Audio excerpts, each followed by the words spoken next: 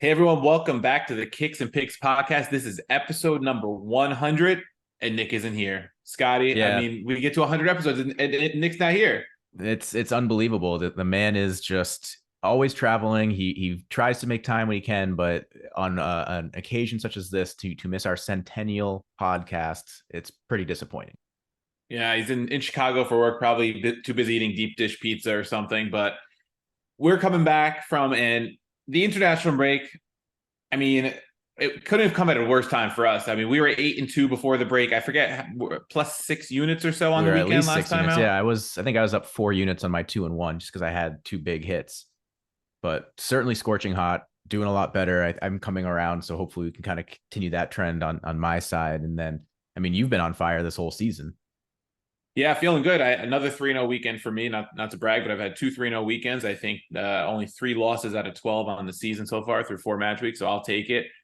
Feeling pretty good. It kind of feels like, when your club is doing really good and that international break hits 3-4 weeks into the season, you're like, oh, this is like the worst time. I mean, for me as a Romanista, was the perfect time for an international break because I get tired of watching them play terrible for 3 weeks. But that's kind of how it felt from a betting perspective for us as a podcast. So all joking aside about Nick not being here, it is episode 100. We're feeling really good. We're going to bring you some more winners. We have a great preview of the Derby della Madonnina, which is the big match in Italy, one of the biggest matches in Europe this weekend. We have Martino and Alex, who will come on in just a little bit once we finish our picks.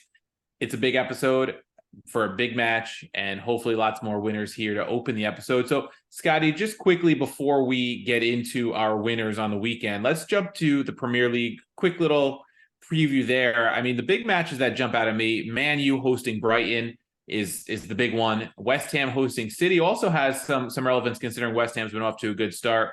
What do you make of those two matches quickly, and then anything else that you see that could be impactful? Maybe Chelsea can get out of their struggles against Bournemouth, things like that. Yeah, well, let's start West Ham, Man City. West Ham, I've had in my power rankings top six for the last couple of weeks now. They've been really impressive with some wins over Chelsea and Brighton. A pair of 3-1 wins, I believe, over each of them. They did have a struggle to pull out a 2-1 win against Luton Town. So that wasn't maybe their best match, but they still got 3 points there. And so this is a really big test for them. I mean, they've shown that they can do it against Brighton and Chelsea, who are, I would say, mid to upper tables teams, but they're certainly not Titans at the moment. But City are a different beast. So at home, it's a great game for the Hammers to kind of make a statement here, kind of prove that, hey, we're going to be in the discussions for Europe again this season, unlike last season where they were in discussions for relegation for most of the calendar. On the flip side for City, they're coming off of a 5-1 beat down on Fulham.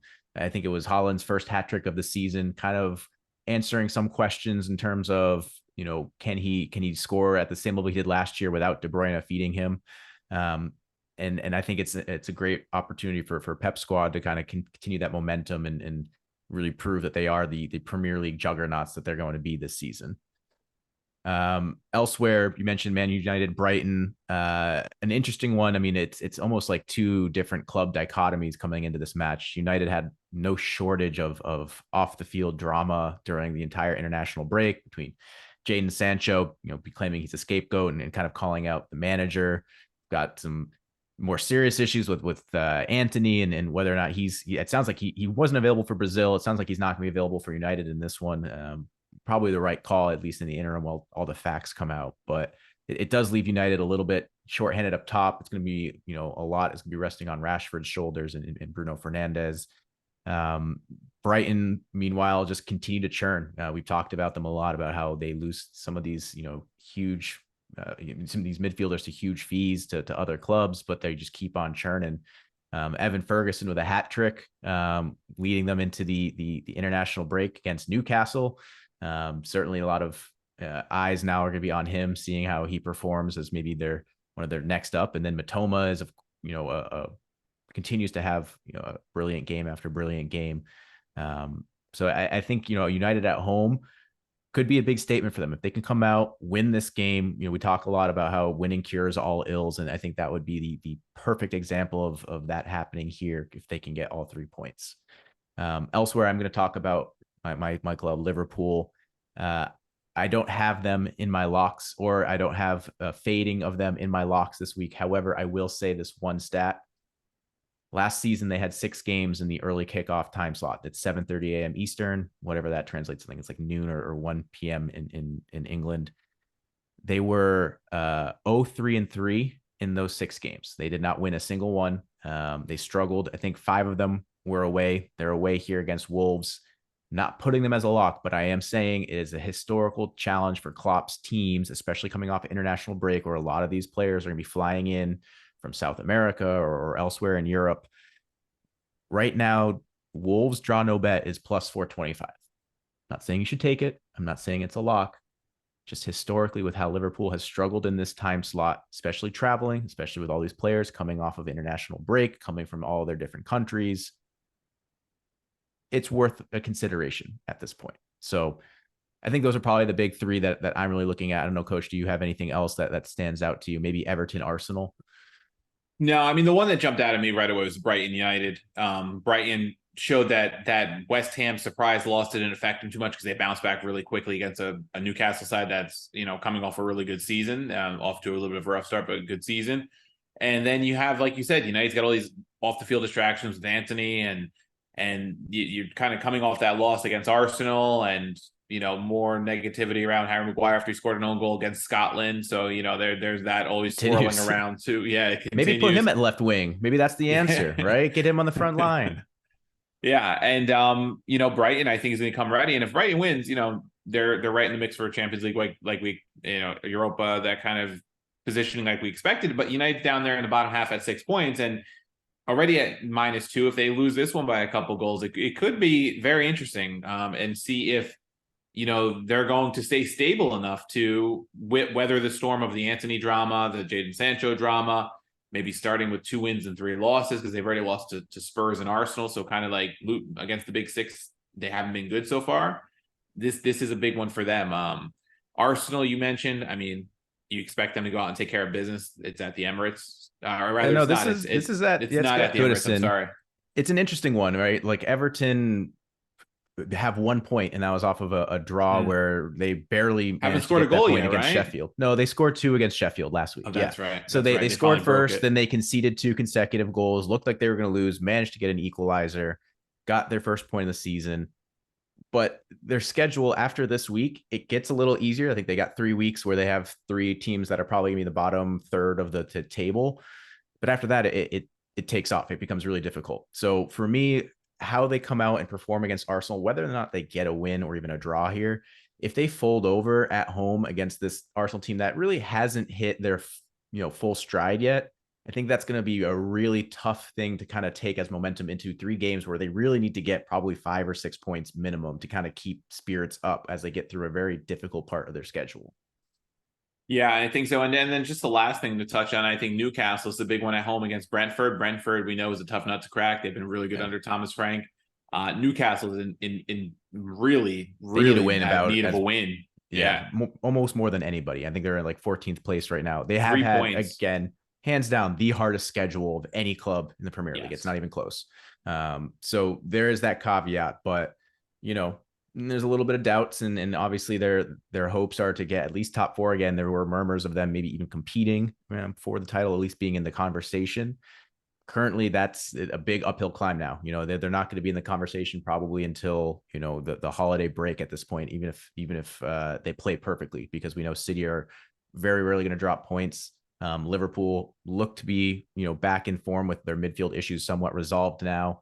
And whether or not their defensive line can get healthy, that could be enough to kind of keep them in that conversation. So Newcastle already have this huge gap to those top clubs, albeit 4 matches into the season. If they really want to be in part of that conversation, they're going to have to be near perfect between now and Christmas.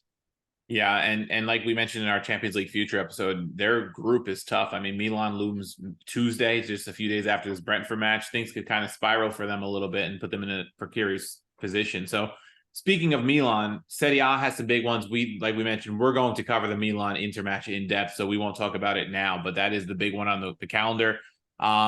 Earlier on Saturday, the early match, the first one of the weekend, is Juve hosting Lazio. That's a big one too.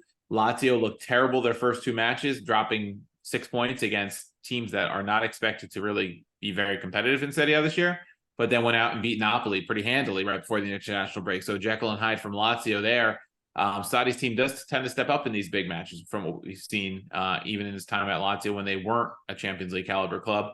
Juve has the Pogba stuff going on with the doping. He's suspended without pay at this point, from what I understand, or at least suspended. And Juve's been pretty decent so far, and we'll see how much that's going to affect them. They've got 7 points in 3 matches. It's at the Allianz, so they're the home team, so you would expect them to win. But I think Lazio coming off that match with some momentum could give them some trouble. So that'll be an interesting matchup. Fiorentina hosting Atalanta. Those two clubs are expected to compete for European places. Mixed results so far for both. I mean, Fiorentina is coming off an utter beatdown at the hands of Inter prior to the international break. Now Inter's been really good, favorites in the league, but 4-0 is still 4-0.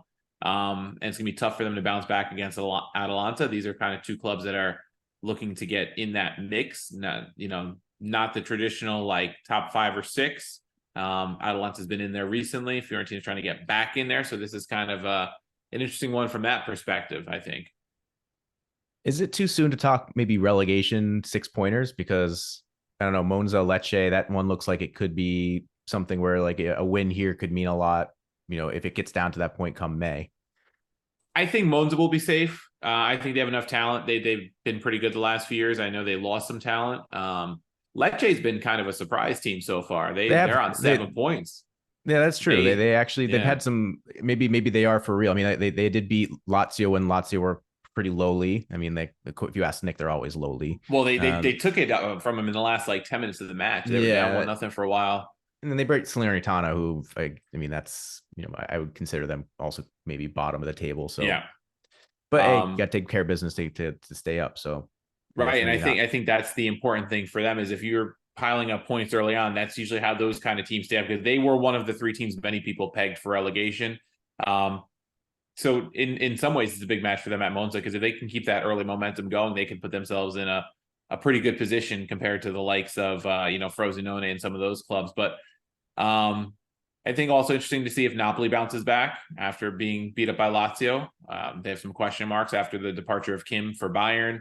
We'll see if they are the same club as last year. And then my Roma, big question marks in Rome on the Giallorossi side. I mean, this to me is a must win. Hosting Empoli, only 1 point for Roma so far through 3 matches that they have to win. They're going to be without probably Lorenzo Pellegrini, who got injured right before international duty. Gianluca Mancini, the vice captain center back, injured. Playing for Italy the other day, finally got a start for Italy with Spalletti in charge, and he got hurt around the 60th minute and muscle injury there. They're hoping Aouar and Renato Sanchez are back available coming off muscle injuries. I mean, the injury issues in Rome, they're starting to pile up yet again, and Mourinho's staff is coming under fire for that, because it's like, how do you have so many muscle injuries before October? So I think that is a must win for Roma. That's just something I'm looking at there. Mourinho he's full on year 3 right now. He missed his last press conference too, right? His first game back on the sidelines, still skipping. So skipped the 3 matches, 3 press conferences, or 0-for-3 on press conferences made so far this season from Mourinho. I think that's the stat that we're tracking. We should have put that as one of our Serie A future picks. Should ask Wayne on that one, right? Yeah, over under number of post-match press conferences Mourinho makes. All right, so we'll keep that part brief because we do have a lot to cover in that Inter Milan match, and we have our locks for you. We'll start with the locks here, and Scotty, kick it off. You are coming in on fire after the last weekend, so where are you going to start the weekend? Yeah, I did well because I took some like non-traditional picks that kind of worked out for me. So I'm going to kind of keep that theme here. I'm taking a bunch of first half money line picks. We talked about the Premier League slate. There's a lot of heavy favorites, so it's hard to find value there. If you kind of want to pick and choose some totals, it gets a little dicey. So I felt like this is probably the best way to kind of find value and be a little safe. So first one I'm taking, Manchester City, first half money line at West Ham. It's -105, so very close to even money. We talked about it, earlier, but West Ham, although they are certainly one of the surprise clubs of the season with where they are in the table, given where they were last year in terms of relegation. I guess they're kind of almost like Lecce of Premier League, where Lecce were I think finished 16th in the table last year, and here they are in the top 5, similar to West Ham of England. but I don't know that that's going to be something that it continues. Manchester City are a different beast. There were a little bit of question marks when De Bruyne got hurt about, just how unstoppable they're going to be in this campaign, given what he means to the club. But Haaland's hat trick against Fulham kind of answered some of those doubts. Julian Alvarez has kind of stepped in and playing off of Haaland and is certainly helping in that realm. And Foden has kind of become a key contributor as well. So I think the goals will keep coming for them. I don't see them struggling to score in the opening half. So that box is ticked.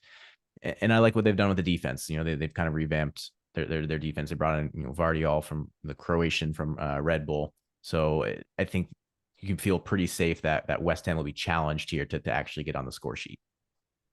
All right. So I'm going back to one of my old reliables in the Bundesliga for my first one here. It is Union Berlin draw no bet at Wolfsburg plus 125. I know Union is coming off that 3-0 loss to Leipzig before the break, and we'll have one eye probably on this week's Champions League debut, their first ever Champions League match. But I think seeing them at plus 200 the money line against Wolfsburg is downright disrespectful, or a club that's been as successful as Union's been over the past couple seasons. I plan on taking advantage of it. I'm going to go draw no bet just to cover myself, but I expect Union to get the job done, get some momentum heading into the Champions League. And I just love the number. I mean, if you get them at plus money, like you can here, draw no bet, I really like it. They've been really good outside of that Leipzig match.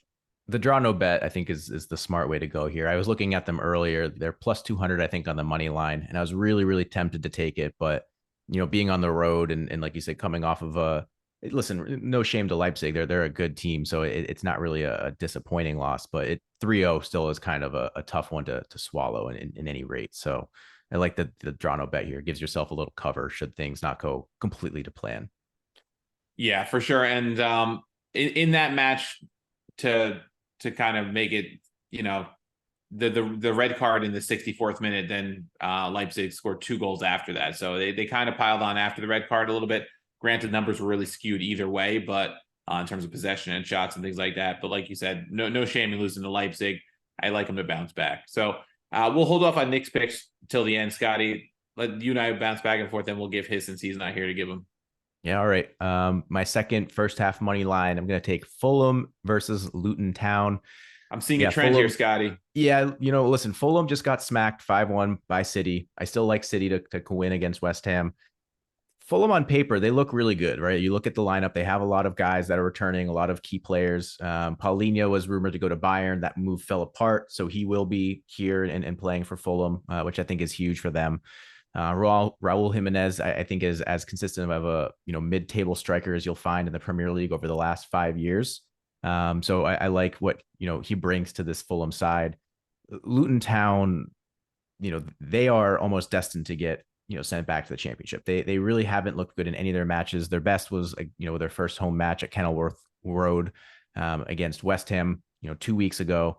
But even then, they didn't have enough. They couldn't even they couldn't even get on the score sheet until like the 93rd minute. So I think Fulham come out here. I think they're going to rebound pretty quickly off that loss. It's pretty easy to brush off a loss to City just because they are City, right?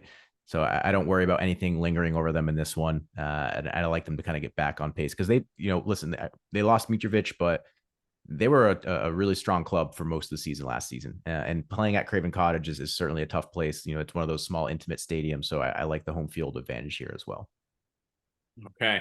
So I am going to go to France for my next one. Ligue 1. It is Monaco moneyline at Lorient, minus 115. Top of the table, Monaco, one of the hottest scoring teams in Europe. They traveled to a mid-table Lorient side. Monaco has been scoring at will so far this season. 13 scored in their last 4 matches. We cashed them as our pod lock last time out with the team undefeated total. Pod lock. Yep. I expect them to score at least 2 here to stay hot and keep their place atop the table. I just think this is a good number on a team that's been really hot so far. Yeah, the team total over 1.5 is minus 150. So yeah, that's why I had to go with the money line. I looked at the team total and I was hoping it would be similar, but it wasn't. Yeah, bodes well for Monaco. All right, my final lock for this week. Another first half money line going Aston Villa versus Crystal Palace. I'm gonna kind of spoil one of Nick's picks. He took Aston Villa money line minus 110 for me. I mean, to be honest, that almost is too good to be true. It feels like a rat line because Villa, they lost to Liverpool going into break 3-0. Liverpool looked really good in that one. But if you take that match out of the equation, they were coming in on fire. I think they were 16. They won their last 4 matches by a combined score of like 16-1. They're scoring at will. I think that that'll continue here. Crystal Palace, we always say it, ultimate Jekyll and Hyde club, but typically when they're on the road, you see a little bit more of the Hyde than the Jekyll. So I like Aston Villa to get a result here. They're more than capable of scoring. So I think, again, getting a first half goal shouldn't be a problem for them. And Palace have been offensively challenged all season long. Really, their results have been coming on the back of a very, stout, packed defense. But I think Villa can break that down and get on the score sheet early to bring home the first half money line. Yeah, Villa was disappointing before the break. It wasn't one of my personal locks, but I did lose a little couple bets on them. I did consider the Knicks pick of money line as well. I think that is a good one. It's usually a sign of doom if all three of Usually a us sign are of doom when jumping all on three one of us are on pick. it. So maybe you go Crystal Palace, but sometimes even if it's a rat line, you can sniff it out. You have to take the cheese because if you don't, you're going to be punching yourself. Yeah, there are certain times where you don't even regret it if you lose it because it's just too good of a line to pass up. You have to take it. Yeah. I am going back to the Bundesliga with my third one. I'm going Borussia Mönchengladbach, money line at Darmstadt, plus 130. Both of these teams have struggled defensively out of the gate, but Mönchengladbach showed some improvement the last time out, holding Bayern to 2 goals and a 2-1 loss. Newly promoted Darmstadt has found life in the Bundesliga difficult. I think they're the perfect medicine to get Gladbach back on track. You talked about Luton Town being a prime relegation candidate in the Premier League. I talked about Frosinone and Serie A. I think Darmstadt is that team in the Bundesliga from what we've seen so far. So plus 130 in the money line. I think Mönchengladbach has enough to get it done against the what has seemed like the weakest team in the Bundesliga so far.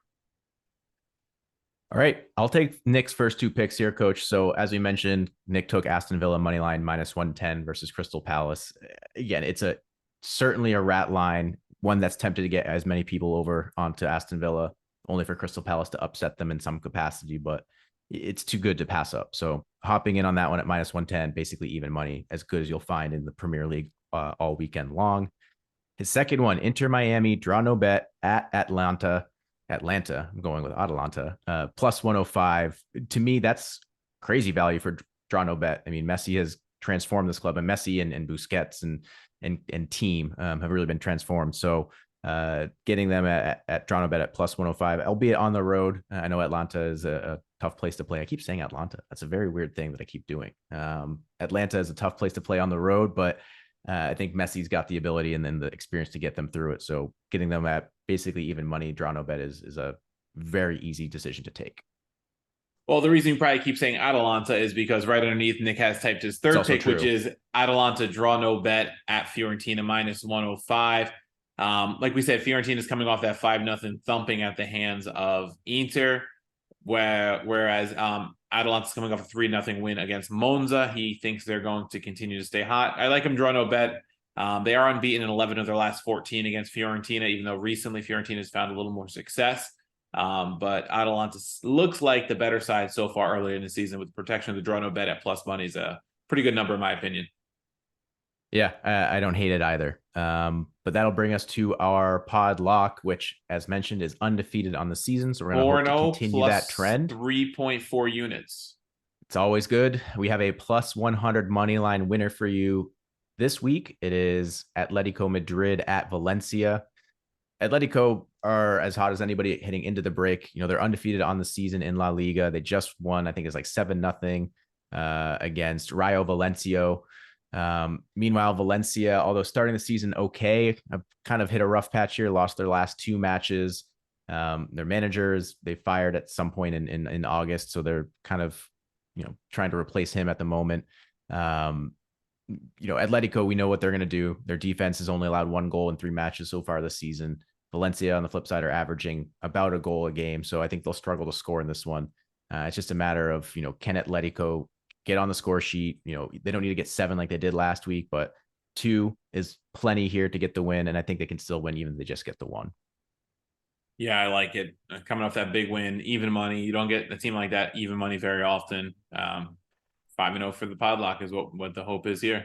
Yeah, and then I think Morata, he didn't he score a couple goals during international break too? I think he's kind of He surprisingly in good he form right did, I now. believe he did, yeah. And So maybe it's the he had time to one get in on called him. back too at one point because I know I had Well, a team total bet that's on the full Spain, Morata then. and when I saw the VAR, I thought my team total bet was going to get screwed, but it did come through in the end. But yeah, he did score a little bit for Spain. It's amazing because I don't rate him. I know you and Nick don't rate him. He keeps getting starts for Spain, scores goals there. I don't know. I don't know what to make of him sometimes. If he's in form and you can help us out here, all for it. Yeah, so that's where we'll wrap the pod, the picks of the week. If you are listening on the pod, you'll get the interview next. If you're watching on YouTube, thanks for watching our picks of the week, and you can get the separate video for our interview with Martino and Alex previewing the Derby della Madonnina.